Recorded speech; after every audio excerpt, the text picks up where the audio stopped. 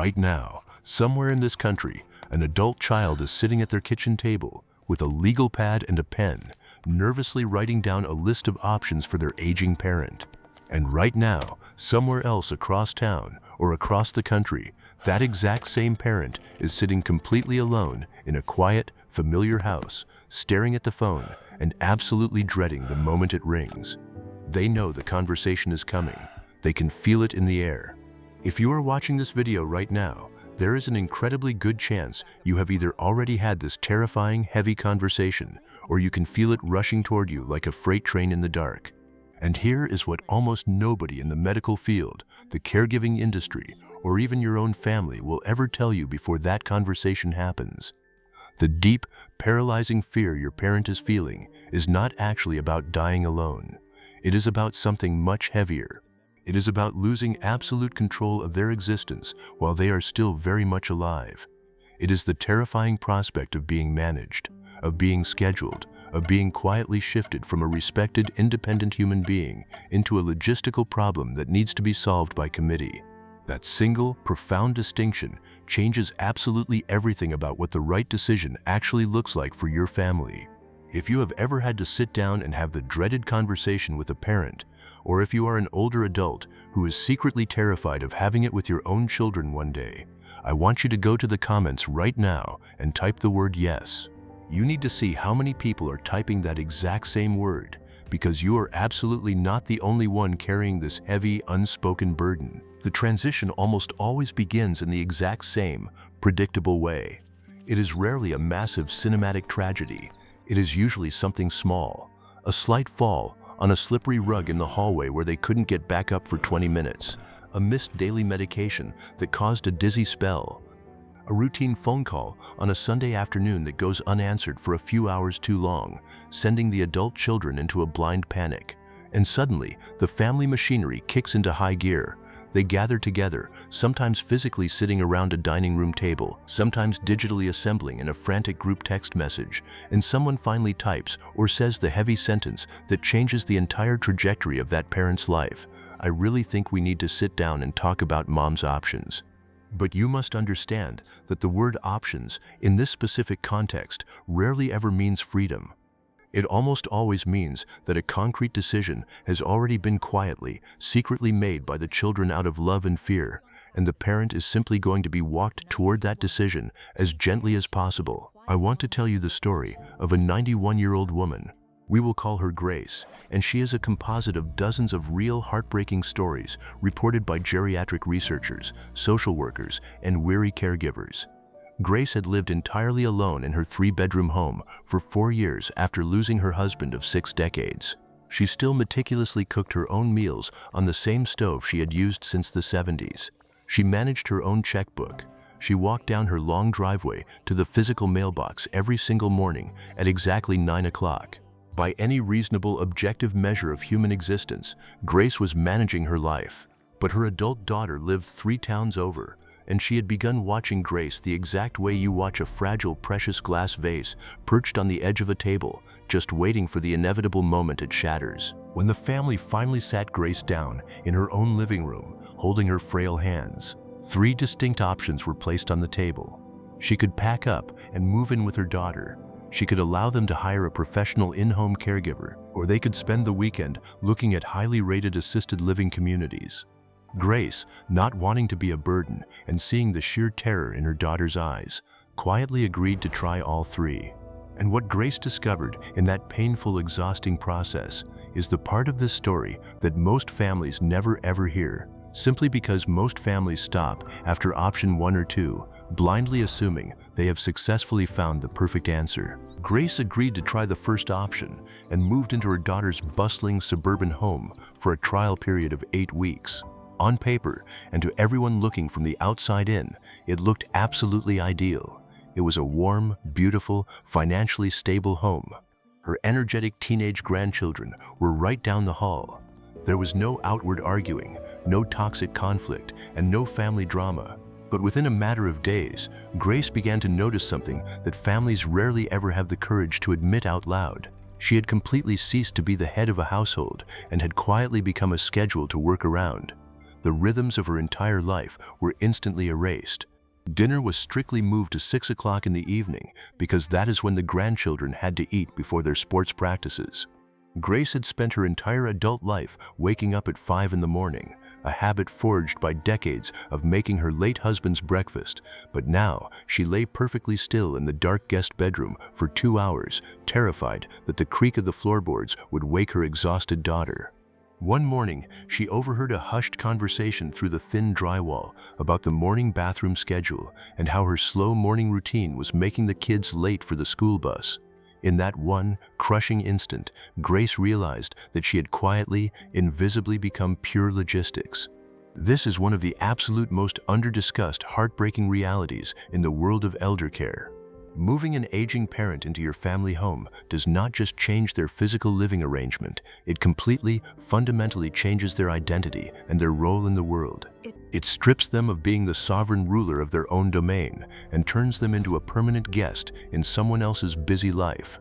And that profound psychological shift, even when the adult children are incredibly kind, generous, and loving, can be quietly, permanently devastating to an older person's soul. If this specific situation sounds intimately familiar to you, either from your own painful experience of moving a parent in or from watching your own independence slowly slip away, please drop a comment below and share your story. Real, unfiltered stories help other families who are going through this exact same transition right now feel seen and understood in their darkest moments. When the trial period at the daughter's house ended in quiet, mutual exhaustion, the family moved to the second option and tried hiring professional help. They found a wonderful agency and hired a highly trained, efficient, kind woman who came to Grace's house 5 days a week. This caregiver meticulously cleaned the floors, cooked nutritionally balanced meals, managed the complicated pill organizers, and handled the household chores with absolute competence.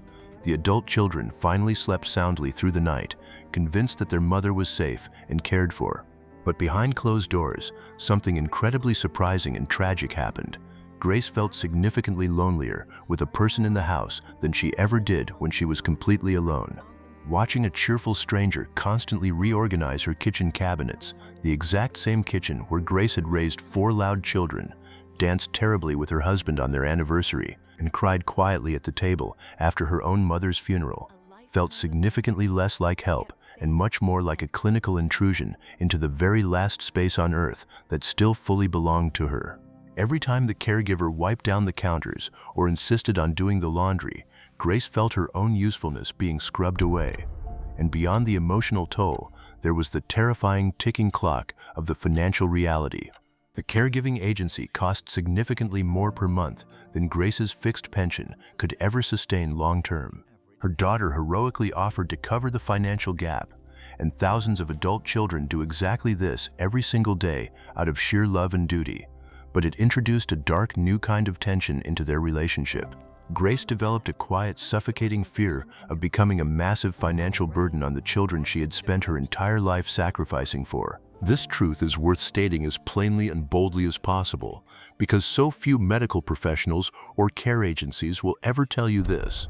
Hired, professional care beautifully solves the problem of logistics, but it absolutely does not automatically solve the crushing problem of loneliness. Those are two entirely different human problems, and treating them as the exact same issue is where a massive percentage of loving families go terribly, tragically wrong. If you are finding value in this deep dive into the reality of aging, please take a fraction of a second to hit the like button and subscribe to the channel right now. We are dedicated to telling the absolute truth about the hardest parts of life, and your subscription helps us reach the families who desperately need to hear this message today. When the financial strain of the home caregiver became too heavy to bear, the family finally turned to the third option.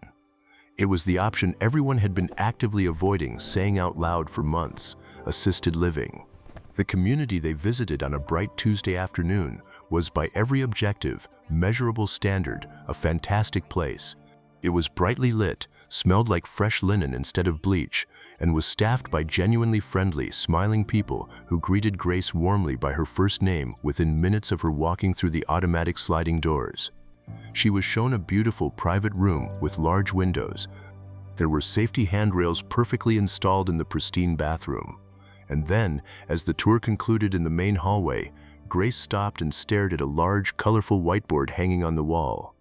It was the daily activity schedule: 9 o'clock morning chair stretches, 10 o'clock watercolor crafts, 12 o'clock communal lunch in the dining room, 2 o'clock a classic film in the media room, 4 o'clock social hour with tea and cookies. The cheerful tour guide pointed to it proudly, explaining how active and engaged the residents were. But as Grace stared at that whiteboard, her deepest, darkest fear entirely crystallized. It was not a fear of the beautiful building itself. It was not a fear of the kind, overworked nursing staff. It was the absolute paralyzing terror of a human life permanently reduced to a printed, laminated schedule. For 9 full decades, Grace had decided, entirely on her own, what she was going to do at 2 o'clock in the afternoon, every single day. If she wanted to sleep, she slept. If she wanted to stare out the window in absolute silence for 3 hours, she did. If she wanted to eat ice cream for lunch, she did. That brightly colored whiteboard represented the total, final surrender of her autonomy.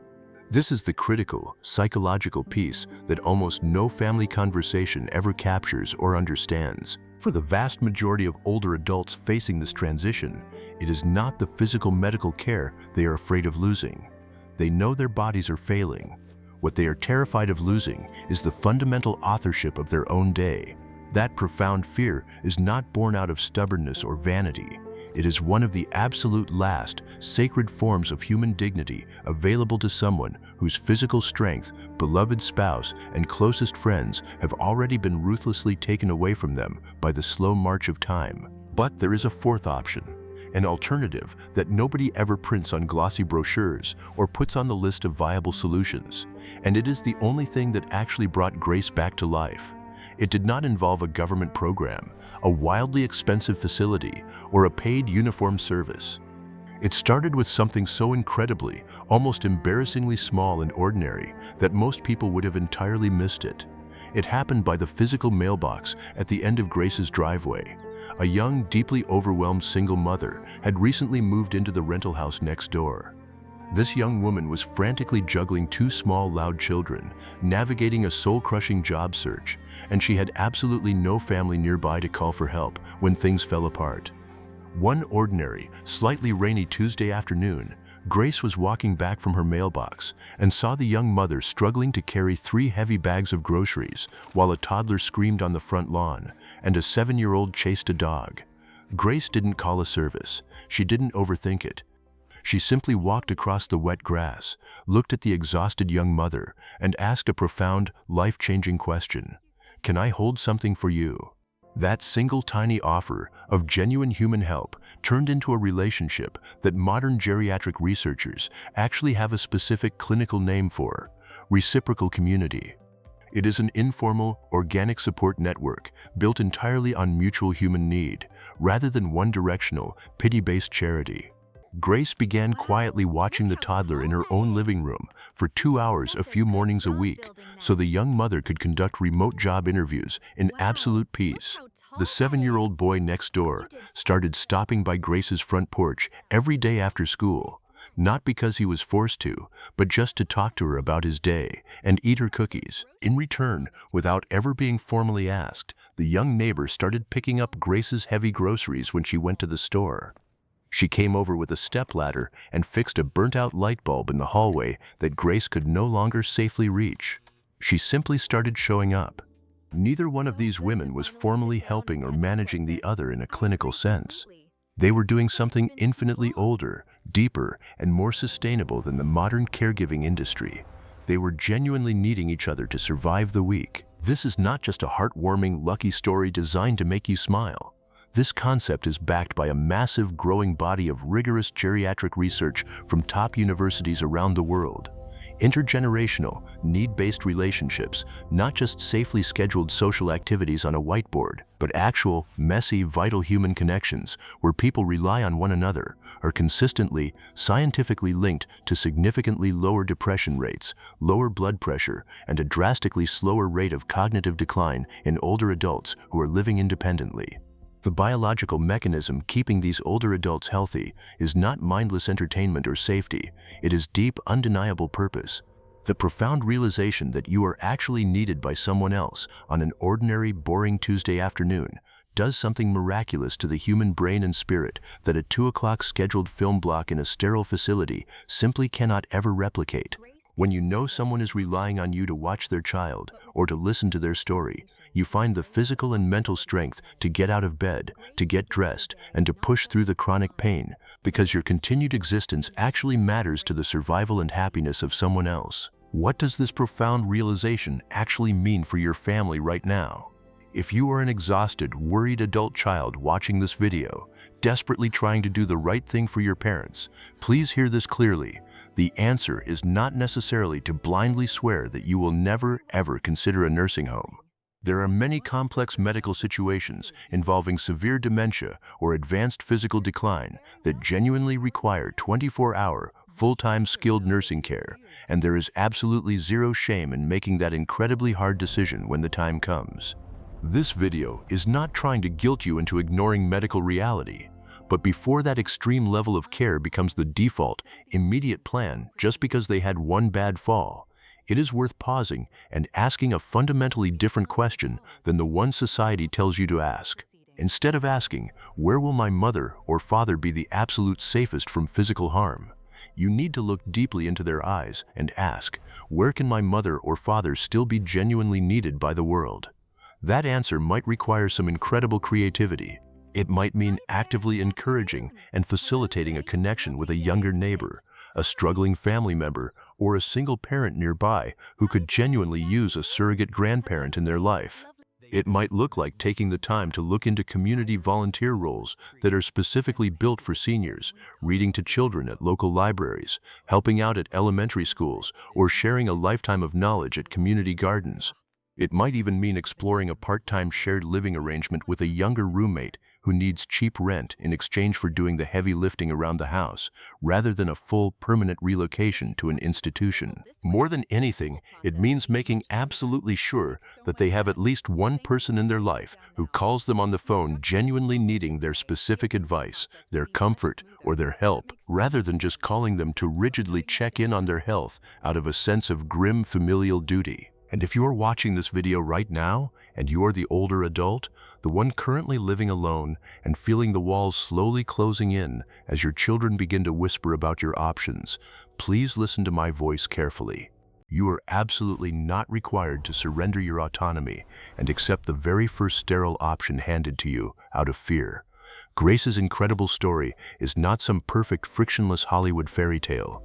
Even with her beautiful reciprocal community next door, she still had incredibly hard, painful days. She still got lonely sometimes. She actually did have another fall in her hallway a year later. But because she had purpose, and because she knew that little boy was going to come knocking on her door at 3 o'clock to tell her about his spelling test, she found the superhuman strength to get back up. She actively, bravely chose to keep being someone that other people desperately relied on, right up until the exact day that the medical equation genuinely changed.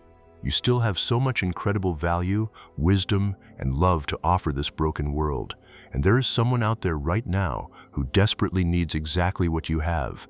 If there is someone in your life, a stubborn parent, a worried sibling, or an anxious adult child who desperately needs to hear this message before that heavy family conversation happens and irreversible decisions are made, please share this video with them right now.